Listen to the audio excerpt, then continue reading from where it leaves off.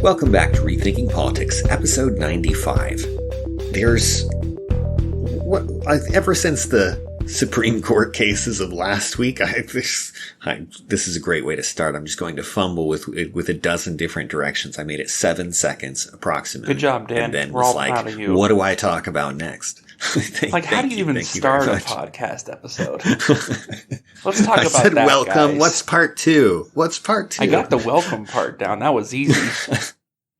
What flashed through my mind was a variety of relatively uninteresting headlines, at least uninteresting to us. Boris Johnson is stepping down. The Conservative Party is still in power over there. They're going to throw up another candidate, see if they can salvage their majority. Over here, Biden is wildly unpopular, setting records by a variety of metrics. That still surprises me, and he's getting less popular, in part because of people feel like he's inadequately responding to all of the problems like inflation and the Roe v. Wade case that we discussed last week. But this is a poll that kind of sets off what we want to talk about today. We're going to return to our Austrian economics, our part 3 of this, and the final part of this little run through economics for now. This is a poll in June 2022. The Monmouth is the group who conducted it. Of course, we all know Monmouth. Monmouth. I don't know why. Plymouth is another one, right? Plymouth is spelled like Plymouth.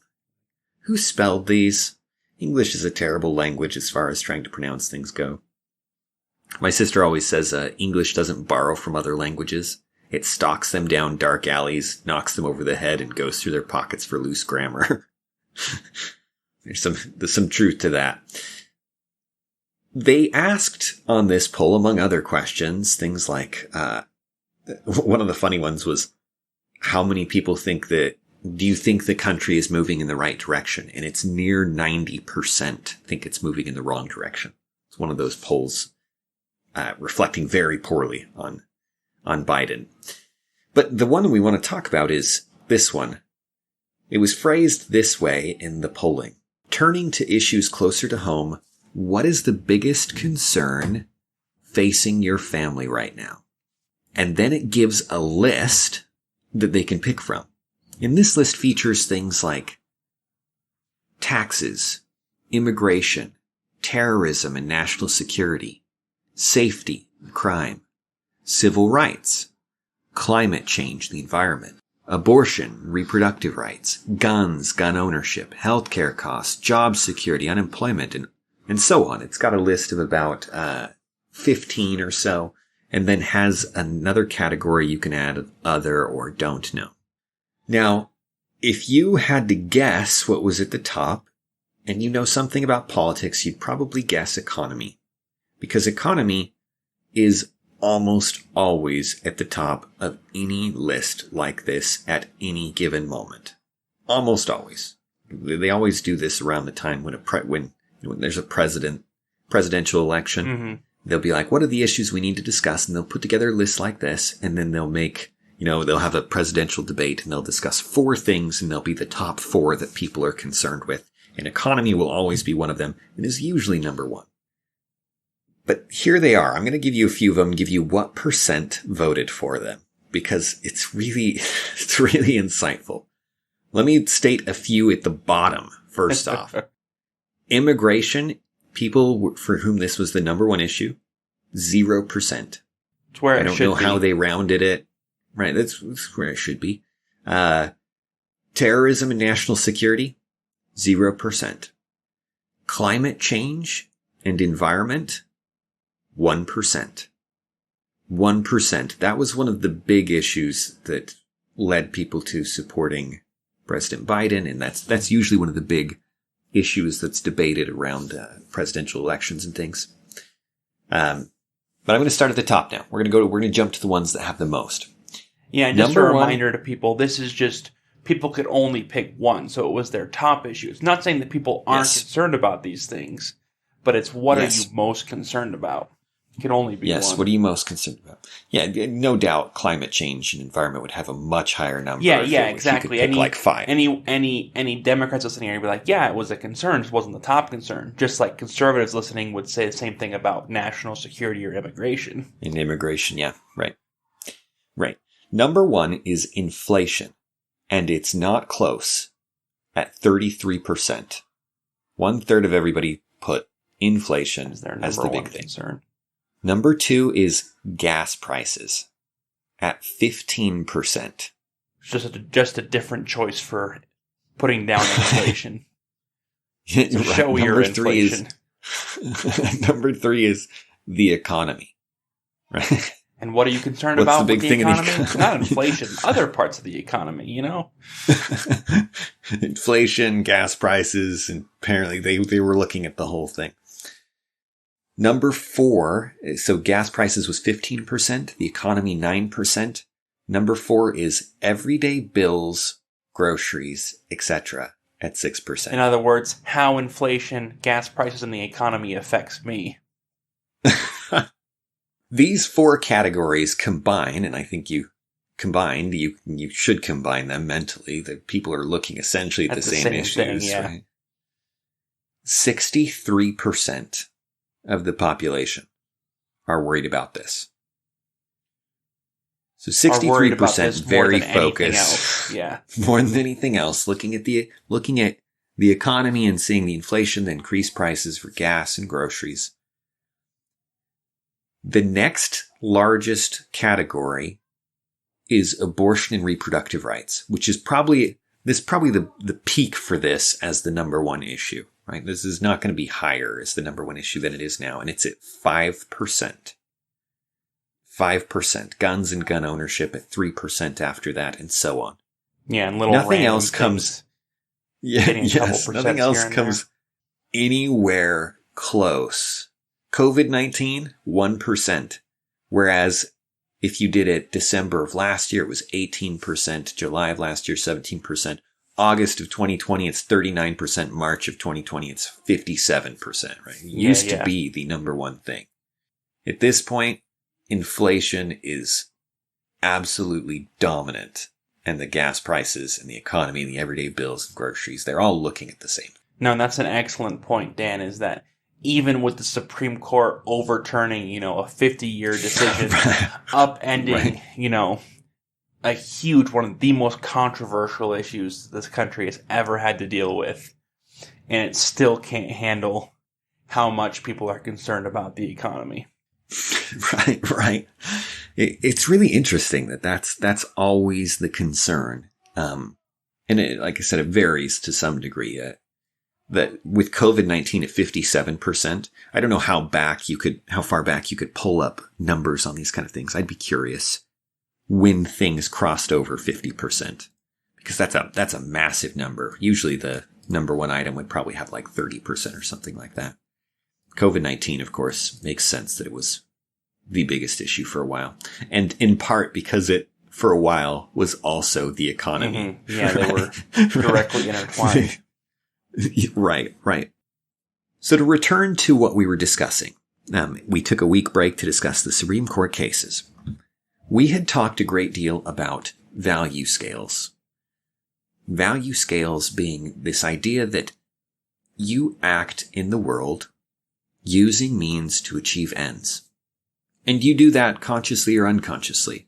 And to make any kind of action in the world, there must be some kind of internal calculation by which you say, this is better than this, and this is better than that, and you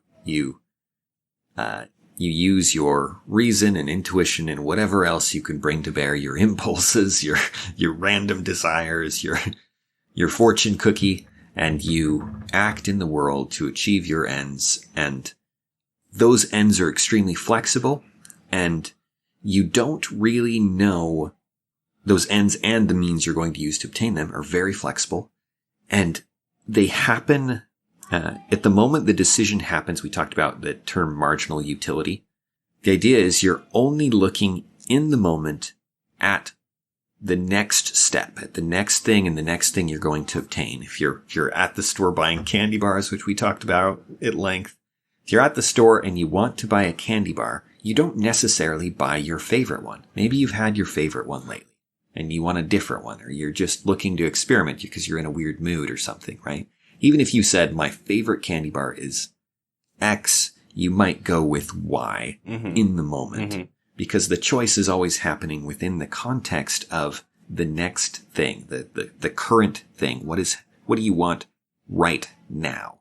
And that's where all the action is. So you can't really make that many assumptions about the future. It's fairly unpredictable, and you have to actually see the choice to know what people are going to want. The choice is where the information is generated. You can't generate the information about choices prior to the choice.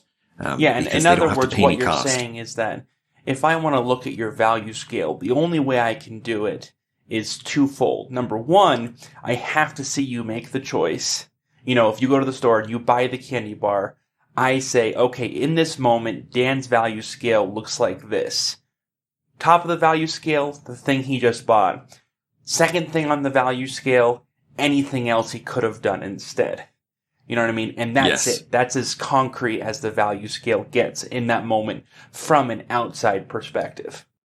I can't tell what Dan's value scale looks like from the outside, except on the margin and only when he acts. And another interesting thing is that this way of looking at things is not a course in psychology. We don't need to figure out why Dan chose the candy bar. We don't need to know his motivations. We don't need to know even if he's making the best possible choice. Those are all different fields of study. All we need to know is that Dan did make a choice. And from that, we get this whole field of economics. We don't, you know what I mean? All that matters is that you're making a choice, not why you're making the choice or even what the choice is. Yes. Right. That's the heart of Austrian economics, is this idea, this concept of praxeology, of humans making choices to achieve ends.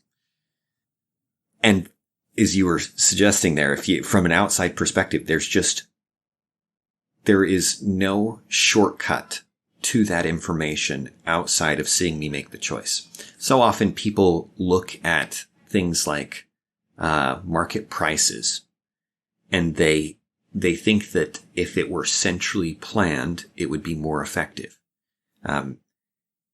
All of the information used to generate a market price comes from individual actions. If you eliminate the individual actions, you lack the information that goes into the process. It's like trying to perform a calculation but not having any of the necessary information. If the government goes to set the price, they're going to be setting it arbitrarily because the data that generates it naturally is simply not there. And as such, you're acting randomly. You're taking what is a very complex thing whereby I weigh the cost and the benefit and all of these things, and I perform what is the most natural and probably one of the most complex computations that anything can perform, using knowledge that is absolutely exclusive to me. No one else has the knowledge about me and my preferences and my situation that I can have.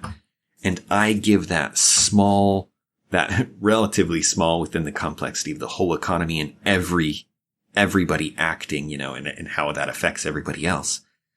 I contribute that small piece of the puzzle. Brad contributes his piece of the puzzle.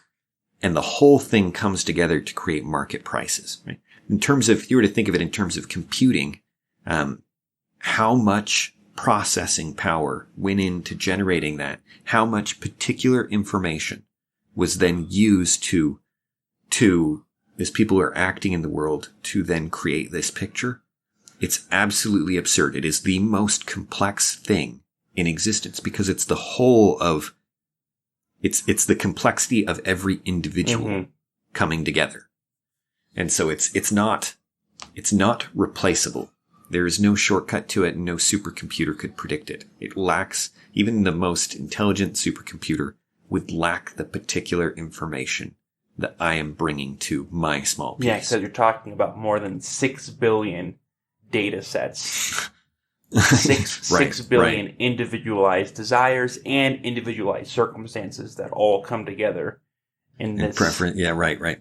In this insane medley that we call the world. Right, and by adding coercive elements to that, you are affecting the signal in ways that are going to obscure the actual desires and interplay there. And so that's basically where we left off last time, talking about free exchange and talking about the folly of government intervention in free exchange. So there are a few more concepts that we'd like to delve into, because so far we've been talking about things in a very basic level. You know, we've talked about bartering, exchanging one good for another. But the real world is so much more than that. The real world is not just kids exchanging candy bars. For one thing, we haven't talked about production. You know what I mean? That we're not operating in a world full of the world is not full of existing goods that we're trying to divvy up. Even though that's often how we think about it when we talk about government action. The world is a place where we're constantly creating goods, and that production is an integral part of the economy. In fact, it's one of the major parts, because without the candy bars, there's nothing for us to exchange. And yeah.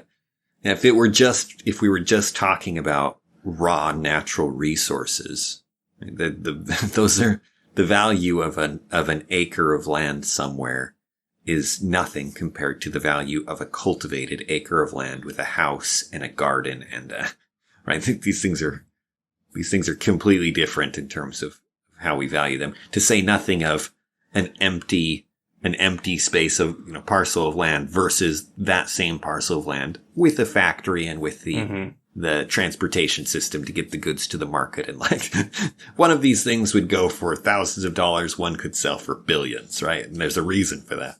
Absolutely. Absolutely. As demonstrated by the fact that in most places in the world, in most countries in the world, there are still relatively cheap sections of land that are available for sale that are far away from all of the modern things we use to produce. That here in Utah, you can buy rural acres of land for only a few $1,000s because it's not worth very much by itself. You need everything else in order for it to be worthwhile. Right. So the first thing we want to talk about as we delve into this is actually a really interesting concept, and it's called time preference. And we're going to talk about time preference because time preference is how we get to investment, and investment is really the first step in production. So the concept of time preference is really rather simple. It's that we all would prefer to have things now versus later.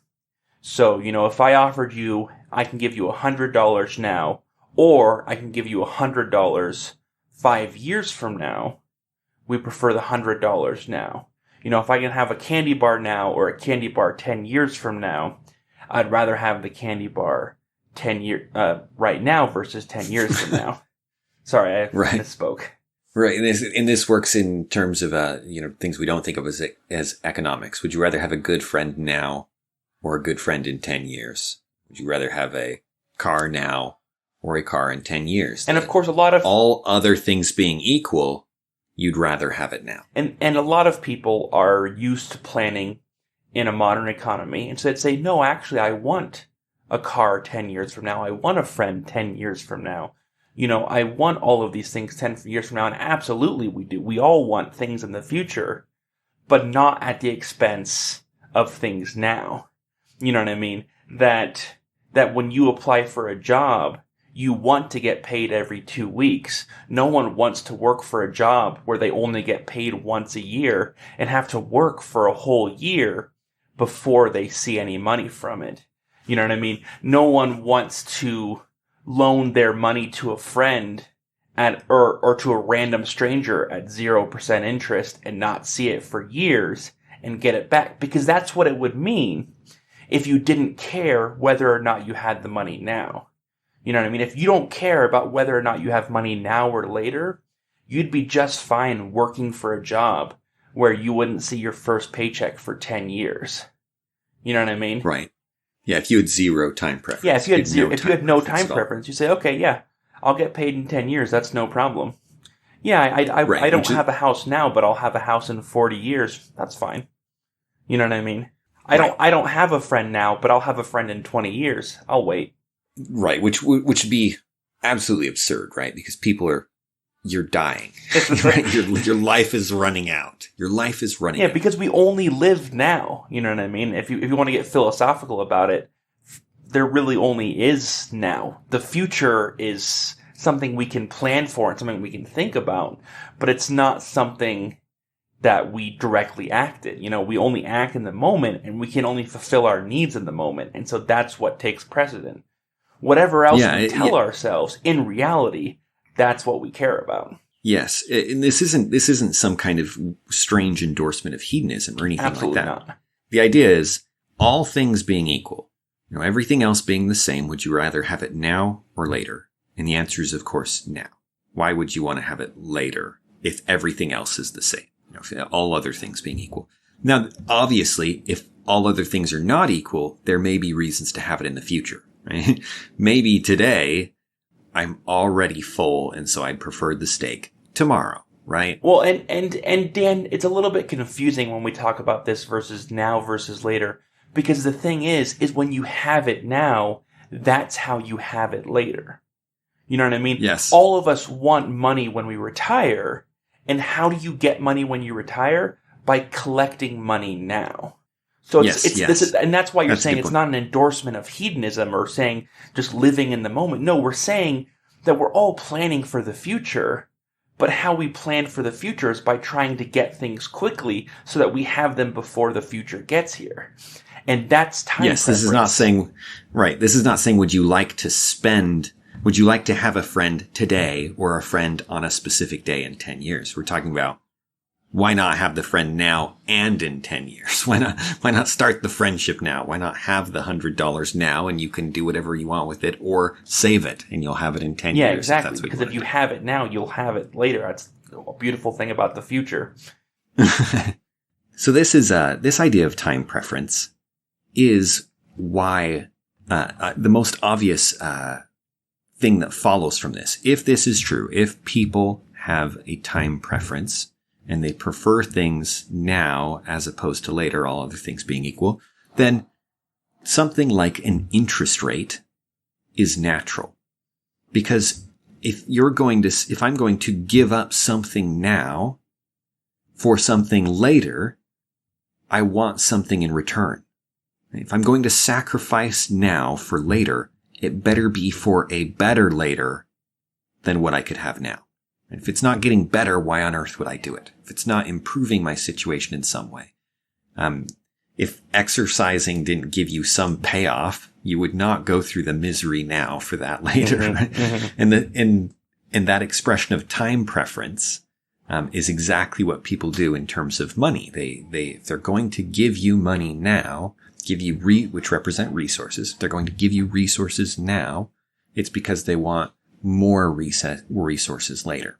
And it's not just in terms of loaning, it's in terms of almost everything we do. You know, even when you exchange your labor for money, what you're doing is exchanging your now for your later. You know what I mean? Because instead of enjoying your leisure time, you know, instead of taking a nap or playing with your kids, you're going to go to work in exchange for money that you're going to get later, and that's going to benefit you in the future. But it's only because it's worth it. And it's worth it based off of how high your time preference is, how much you're willing to put off what you're enjoying, and how much it has to be valued at by you personally. Because these are all personal valuations on your value scale. And that's individual, but that's also something that everyone does on a regular basis.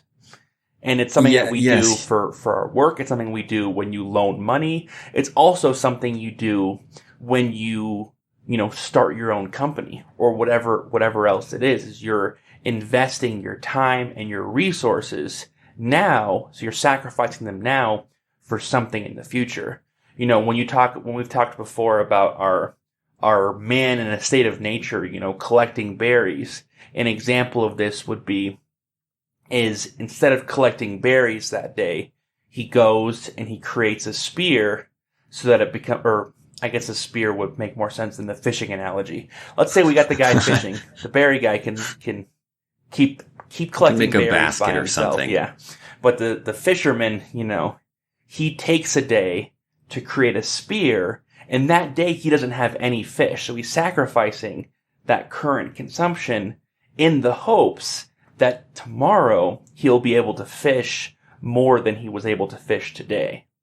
And if the spear didn't help him fish in the future, there would be no point in making it, because he might as well just keep fishing today.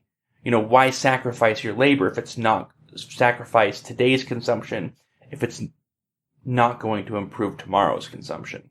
Right. And this this seems remarkably intuitive to me, and hopefully it is, that this is the case. That that the only reason you wouldn't just spend all day in true hedonism, just engaged in whatever impulse strikes you, is because you think you can be happier through sacrificing your present impulses and other things. You can actually improve your life by foregoing current pleasures and foregoing current impulses to make something better.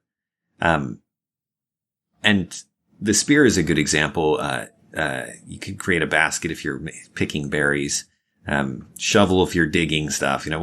These are very basic capital goods. These are tools that you're using that are going to make you more effective, and you're sacrificing time. You're putting off the immediate now for the future. You can imagine circumstances in which this would not happen. If you're wondering if you should go to work today, and you're going to be executed at midnight tonight, the answer is no, right? Mm-hmm. Probably no. You probably shouldn't go to work today. You should probably go spend time with your family, or go, maybe you're a very lonely person and you should go live it up or something. You know what I mean? What you should be doing is going to depend somewhat on your circumstances. If you were going to be attacked in an hour, you probably shouldn't be making a basket for holding berries. You should probably be making a weapon or running away or doing something like that. There are a variety of circumstances that would radically change your time preference, mm-hmm. right? And it should. Sometimes you should be looking long term. Sometimes you should be looking short term. I was reading a funny article that was talking about how Las Vegas in the United States is the place of high time preference, where by high time preference, we mean you want very immediate satisfactions. People go there, they blow a lot of money, they do a lot of things that they may regret later, and they don't worry about tomorrow, right? Mm-hmm. This is an example of a city dedicated to people who want to be in a high time preference state of mind. And they come and they act in ways that they wouldn't maybe any other time in their life. And then they leave and they go back to their normal life. They go back to saving and doing whatever it is they're going to do so they can do this again next year. It's an example of a manifestation of time preference. The Vegas example makes it sound like time preference is just a bad thing. It's not a bad thing. It's just a natural result of the fact that we live in a time-controlled world. Earlier when we talked about human action and value scales, we talked about the fact that we're limited because of time. We only have so much time, and there's only so much we're able to do. And that limitation... It's the scarcest resource. Yeah, is our scarcest resource. And that's why we have time preference. If we never died, you know what I mean? If human beings just lived and lived and lived, our time preference would be very different. Because it doesn't matter if I do it tomorrow, I'll just do it the next day or the day after that, you know what I mean? There would still be some time preference because, if you don't eat today, you might die tomorrow, you know what I mean? And so things like that would still have an effect, but it'd be very different, because of that. Yes. because you're going to live forever. But we know we're not going to live forever. And so we naturally have a time preference. Like, let's say you're a very patient person, but in order to get a return on your investment, it'll take 300 years. Much longer than the average human life, and much longer than the longest human life. There's no way for you to benefit from that. It's very unlikely you're going to make that investment because you want to be able to see the return from it. And these are natural limitations on time preference. Yes. Yeah. When you think about production in terms of time too, production, what you're making, especially if you've got to make capital goods first, if you've got to make a shovel, that takes time. Maybe you're so weak you're almost going to starve to death. You absolutely need to fish and then maybe work on making a spear and later a fishing pole and things. Which is the same thing in the modern world. You shouldn't be investing 100% of your income, and as a result, you're starving to death and homeless. You know what I mean? Even though everyone's like, investing for your future is good. Yeah, but you still have to take care of your needs today. There's nothing wrong with that. In fact, there's something good about that, something that you should be doing. Yes.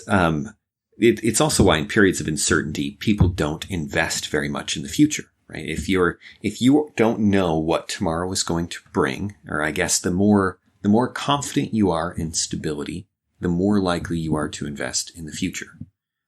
As we said, if you are very sick, that's going to change things. If there is a war, thinking again in the modern world, wars really change things. Elections can really change things. Different policies can really make the future seem uncertain.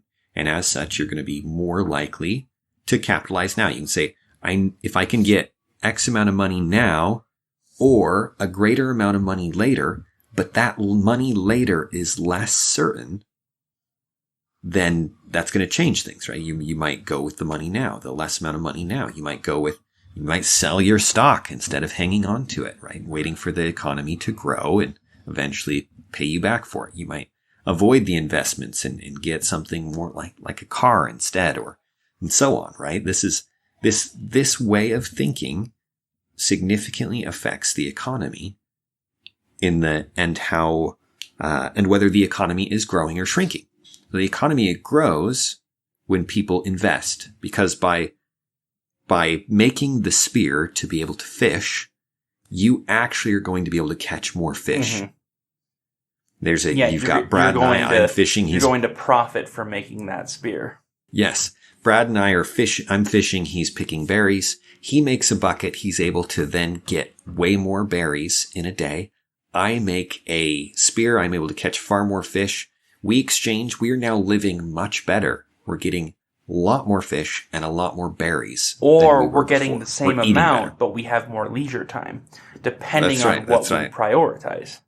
Right. We could get more food, or we could then spend our extra time doing other things, and we could have the same amount. And as you said, maybe then we've got some time to start making traps and try some hunting or something like that. What's important to note, Dan, is that that's not actually a hypothetical scenario. That is not only possible, but is how the world works today, and how the world came to be what it is today, is that you can actually, theoretically, you could trace back our economy to primitive times where people first started creating tools. That what people did is they had their ability to labor, they had their intelligence, they had their physical strength, and they used that to create capital goods in the forms of primitive tools in order to make their lives better.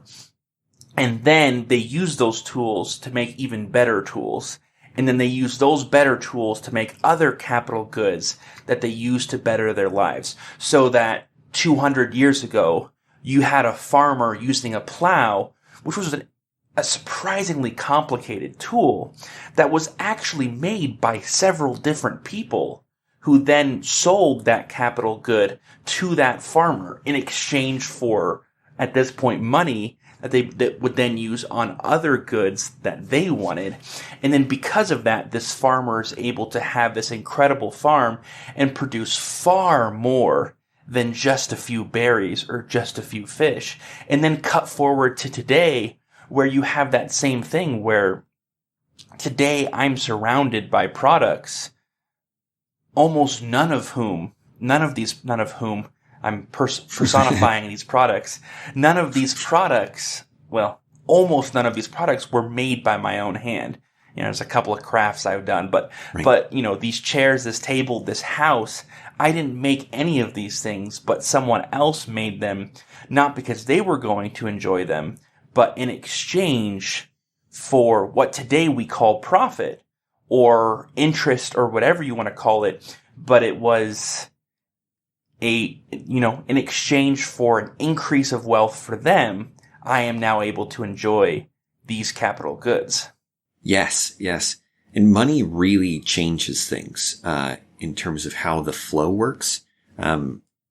Money allows you to, basically money is stored value, right? Instead of having to take a good and then barter it or to, have something I might not consume. Money good money is stored value that carries into the future, that you can then exchange later for things you want or now or whatever. You can do whatever you want with it. The harder the money is, the more stable it is, the better it works at its job of storing that value. And the more secure the future becomes, the more stable the future becomes. I'm torn now if I want to jump into money or if we want to continue with production and capital for a minute. Let me just say this about production and capital. Money comes into play here because it's key for exchanging not just goods, but exchanging things like labor for money, right? It becomes more desirable to have money than to have concrete goods, especially when you get so good at fishing, you can catch 100 fish. What good is the surplus fish to you? What, and you can only exchange it for so many berries, but if you had a full economy and you could get it for money, and then you can do all kinds of things with the efficiency that money brings in exchange. Yeah, and one of those things, as you're saying, is it actually lengthens our time preference because money stores. You know what I mean? You know, when all you have is fish and berries, your time preference tends to be just today because that's all the fish and berries are good for. You know what I mean? Having a huge store of fish that will allow me to eat fish 10 days from now doesn't do me a lot of good because a 10-day-old fish is kind of nasty. I would rather just fish 2 fish and eat those fish today and then fish 2 more tomorrow.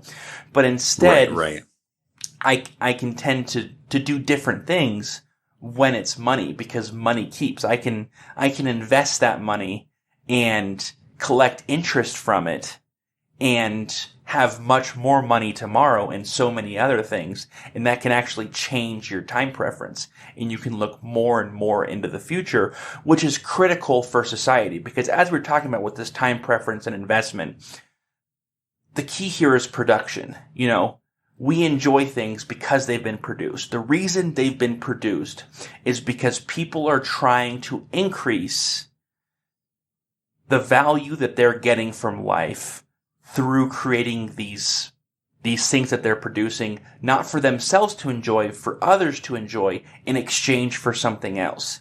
And that something else is what we call today profit or interest, depending on, what we're talking about. But they're all the same thing. They're all a benefit that's greater because of the time that it took. And that benefit is literally what makes the whole world go round. If you remove that interest, if you remove that profit, there's no reason for people to produce, and people will stop producing except for their own daily consumption, and you go back to a hunter-gatherer society. Right. You sacrifice, they're sacrificing the now for a better future. Mm-hmm. And that sacrifice, they will not make that sacrifice without the better future. Yeah, if a farmer is not going to be able to sell his crop for a profit, he's not going to farm more than what he needs just for himself to survive. Because there's no reason to. No, there's no incentive. There's no incentive. It's really interesting. The way this plays out is trippy. So, you can see how, so production requires a sacrifice now for the future, and the less secure the future seems, the less likely I am to make that sacrifice, the more likely I am to just live for the now. This is where things like property rights come into play. If I am not going to have control over what comes out of my labor, right? If I'm going to work and maybe it's going to go to someone else or the benefits are going to be received by others, the incentive, the profit, has been removed. Why am I going to sacrifice the now? That seems unwise when I could be spending my time doing things like leisure time. Mm-hmm. I could be spending time with my family instead of this. That would be a good thing. That would be a good thing. And if I can't be sure I'm actually going to improve my family's life anyway, why not spend my time there? Do the minimum, like you were saying. Do what you have to survive and go from there. This is why as you secure property rights, you get increased production because it allows people to be more and more certain about sacrificing now leading to a better tomorrow. And the result is, because of exchange, everybody becomes better off. The result is someone can work at McDonald's, have no skills of any kind, and make way more money than you can make in most countries, right? Make more money than the average person in most countries by a long ways. And it has nothing to do with their skills and what they're bringing to the table. It's just that our country is really, really productive. We have invested a lot into making tomorrow better and sacrificed a lot of today's. Our time preference has been stretched out. Mm-hmm. You can really see this at the extremes in some companies. Oil production is a good example. Before oil investment becomes profitable, there is a massive initial cost. You pay a fortune to go in and to even find the oil, to then find out where you should dig and to find the effects. And of course, there's bureaucracy and things that makes all this much harder. But even without that, the initial investment is extremely high. How long before it becomes profitable? It can be decades. It can be a really long time. This is also true of things like car manufacturing. Mm-hmm. Any really complex task or something that like oil, where you have to do a lot to extract it, is going to pay off further and further in the future. Right? So you don't just have to be sure about tomorrow or next year or 10 years. You need to have things stable enough that you know it's going to work for 30 years, 40 years. Yeah, for it to pay off the initial cost, potentially. Because even if the oil well starts producing in only 6 months, it's not going to pay itself off in 6 months. It can take years to pay off that initial investment. And so you have to plan for that whole time. Because if it's not going to pay itself off, then it's not worth it. You know what I mean? If you spend $100 million to do that oil well, it starts producing in 6 months and produces for 3 years and only produces $60 million before it shuts down. That's not worth it. That's throwing away money. It is throwing away money. It's your time would have been better spent in just other holding places, the money. Right? That's what that tells you. Yeah. Yes. So these kind of, so the more complex and longer term, the higher technology in a lot of ways to really take advantage of innovation in technology, you need stability. And you need that stability reflected in property rights that guarantee benefits to the people who are making the sacrifices. Or you do not get the sacrifices. If you don't have the benefits going to people making the sacrifices, they will not sacrifice. There is an equivalent on the money side. On the money side, if money is the primary store of value, then the degree to which money can store the value, how hard the money is often the term we use, how much it's going to be worth in 10 years, affects time preference, right? If I'm going to invest in an oil well and an oil rig out in the ocean and the drilling and things, The initial cost is something like 150 million.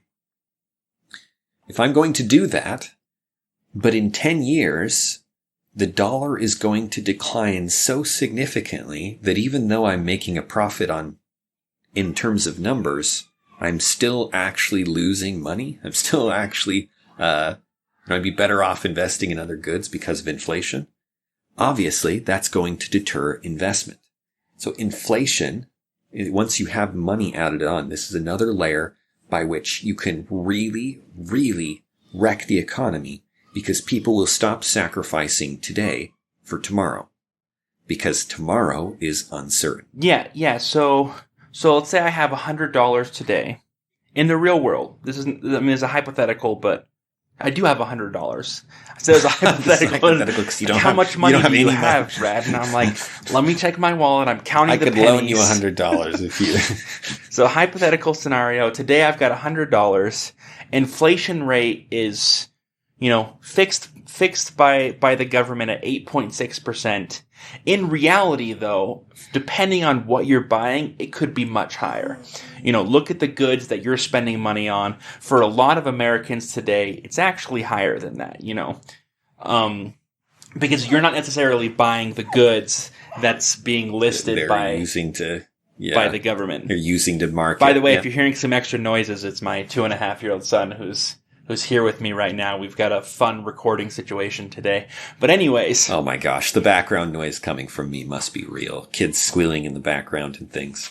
It's amazing we're able to produce any content this week, guys. But anyways. Truly. But whatever that real inflation rate is, let's say it's 8.6%. And someone offers and says, hey, if you invest this $100 in my company, a year from now, I'll give you $105. I would say, hold on. A year from now, $105 is actually going to be less valuable to me than $100 now, because inflation is 8.6%. And so if I invest that money with you, I'll actually have less money than if right now I simply buy some kind of consumer's good that will last a year that I was going to buy next year and just buy it now. If I just buy clothes for next year today, I'll actually be better off than investing. And so that's something that inflation does, is it makes people more likely to spend rather than invest. Because why invest in capital goods that you're then going to get for a profit when you could actually just spend it on a consumer's good, on what you actually want, and save money versus investing? If you go around right now and shop for deals, you can get things cheaper than you can in a year. And so why not do that versus investing in some, CD or other interest-bearing return that's less than inflation? Like, it makes no sense. And that's how inflation works. It makes no sense. It destroys your time preference. It makes you much more likely to spend instead of investing. And what's the natural result of that? Reduced production. Because this is taking place on a grand scale. Remembering, you've got billions of people with value scales. And some of those people are very powerful and influential. We're talking about, company CEOs are making these same kinds of calculations. And you may be thinking, well, people don't care about inflation. Let me tell you right now, the people who are running these companies are not idiots. They're there because they understand how this works. And they're going to change what their company does based off of these very real go back markers. To the polls. Actually, right now, people have never cared more about inflation. It's interesting. If you get inflation high enough, or even the perception of inflation, right? Because there's that added layer of there's what's actually happening, but then there's how people perceive it, and it's how people perceive it that leads them to act, right? That leads to higher and higher time preference. They want things closer and closer to immediate, and as you said, they stop sacrificing today for tomorrow. Production doesn't just hold still in those cases. It goes down. It goes down because it takes sacrificing some todays just to maintain the productive resources that we have. The amount of capital that we have is constantly wearing out. It's being used up. though slower than other things. That spear for catching fish breaks. That fishing rod wears, right? These things are not, it's not a one and done thing. They make you more efficient, but you also have to replace them occasionally. The factories and things have to be replaced. The tools have to be replaced. If it gets high enough, we become truly less productive, whether it be inflation or other things that affect time preference. If we get more and more concentrated on now, even if it's just a moral decline, a moral decay could do it. People could just say, could become less and less likely to sacrifice for tomorrow. And the result is we can get significantly less wealthy. In the long run, life expectancies go down, deaths because of all kinds of reasons go up, right? The medical care we're able to offer decreases in quality. That everything is affected. All of the things that COVID-19 affected because we closed stuff down are affected, right? In some ways, we got an actual look at what it's like for production to go massively down by the results of COVID-19 because we closed everything down. It was effectively the same thing in terms of the results, though hopefully our production never decreases that much again. But it's just trippy the way that if you look at countries like, of course, Venezuela, you can point to any number of countries that have fallen apart. Inflation, once you get hyperinflation, nobody invests, period, because it's foolish, because there is no secured wealth for tomorrow. And the result is the economy is not just temporarily halted until you get better money. It is destroyed. This can happen for other reasons too. Political instability or war. The Ukrainian country right now is not going to just be able to go back to the way it was. Obviously, massive things were destroyed by the war, but even what wasn't destroyed wasn't maintained. And as such, it's going to be extremely hard to get it back to where it was. They were saying something like they need like $750 billion to recover from the war. That's probably a generous underestimate. All of these things are part of why inflation is so bad. Part of it's probably partisan. Some of it's partisan in terms of politics. The Republicans are definitely trying to stick it to the Democrats. That's always going to be a factor. But what's happening in the economy is devastating. It actually is. And it's more than just inflation, because part of it is uncertainty. That you have supply chain issues that have rippled out from so many economies actually shutting down from COVID. Those supply chain issues are still occurring today. And more important than those supply chain issues, the supply chain unreliability. In other words, the perceived supply chain issues are causing uncertainty. The perceived inflation is causing uncertainty, and the more uncertainty you have, the higher your time preference, the more you're going to be focused on now. So going back to how we first started this, talking about greedflation, there are a few principles we can draw here. The first thing is that far from there being too much profit is just a natural result of a good economy, of people who are exchanging their present for future, for future goods, which is absolutely fantastic. Absolutely what we want. And so businesses having too much profit is not the problem and is not what's creating inflation. On top of that, these businesses... I was going to add one quick note add to that. Something, Dan. So where there is seemingly excessive profit, that acts as a signal. If you were to say, how should I sacrifice my time to be as much better off as possible tomorrow? You would look and you would see, where are the profits? And then you would go to that area that would increase the supply of that good, and then that would decrease the total profits in that area, right? The particular profits for that area. And the result is you'd get more of those goods as people are looking for them.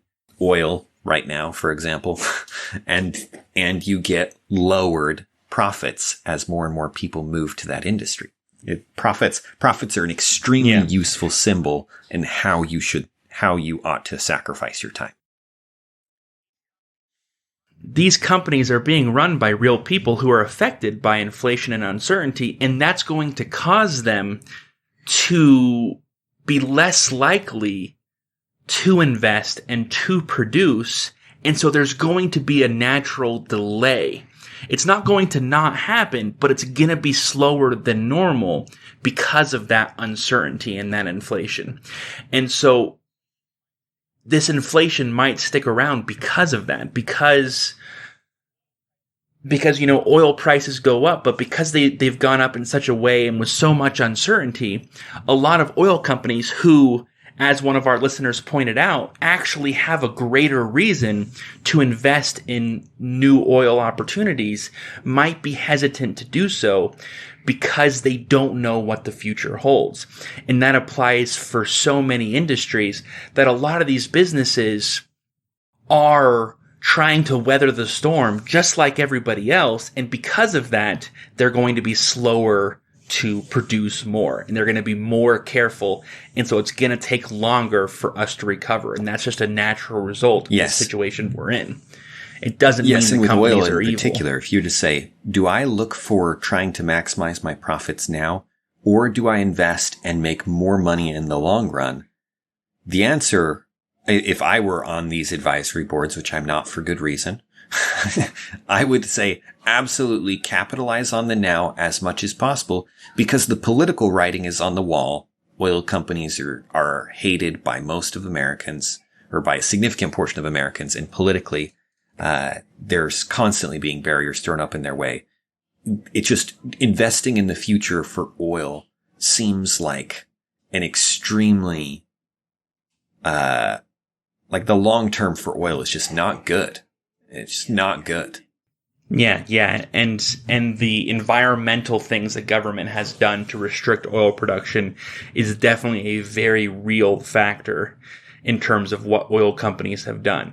Biden being in office versus Trump being in office affects what oil companies do. And with that, absolutely. Thank you for listening to us and our children. We'll see you next week. This has been an episode of Rethinking Politics. You can find us on all of the major podcasting apps or on YouTube. You can reach out to us at rethinkingpoliticspodcast@gmail.com, or you can visit our website at rethinkingpolitics.podbean.com, where you can support us via Patreon. Thanks, and have a wonderful day.